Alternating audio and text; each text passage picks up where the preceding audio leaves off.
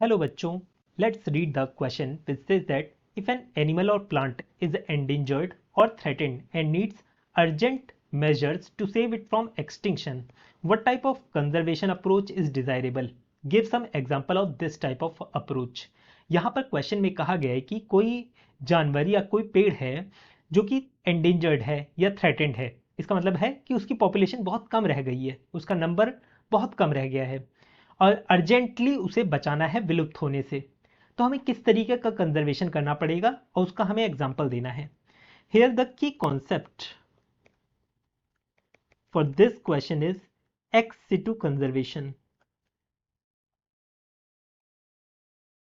जब हम बात करते हैं एक्स सिटू कंजर्वेशन की, तो इसका मतलब क्या है? इसका मतलब है किसी हम ऑफ साइट लोकेशन पे ले जाकर उसका कंजर्वेशन कर रहे हैं। ऑफ साइट मतलब किसी डिस्टेंट लोकेशन पे ले जाकर उसे सिक्योरिटी प्रोवाइड करेंगे, फिर वहां पर उसका कंजर्वेशन स्टार्ट होगा।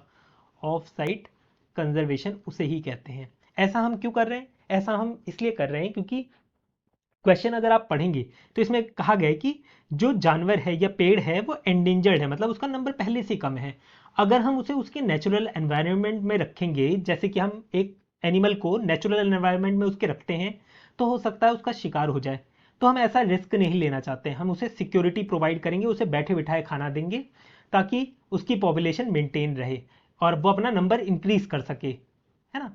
हम ये ऐसा चाहते हैं। अगर वो प्लांट भी होगा तो प्लांट, क्या पता चला आंधी आई वो टूट के गिर गया, है ना। तो हम ऐसा रिस्क लेना नहीं चाहते, इस वजह से हम इसे ऑफ साइट ले जाकर फिर वहां पर उसका प्रोटेक्शन कंजर्वेशन स्टार्ट कर देंगे। उसे हम बोलते हैं एक्स सिटू कंजर्वेशन। तो इस क्वेश्चन का आंसर क्या हुआ? Ex situ conservation.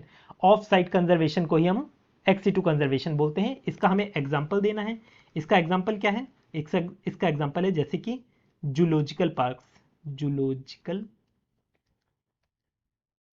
पार्क्स, और इसके अलावा बोटेनिकल गार्डन्स, पेड़ों के लिए बोटेनिकल गार्डन्स, ये इसके एग्जाम्पल हैं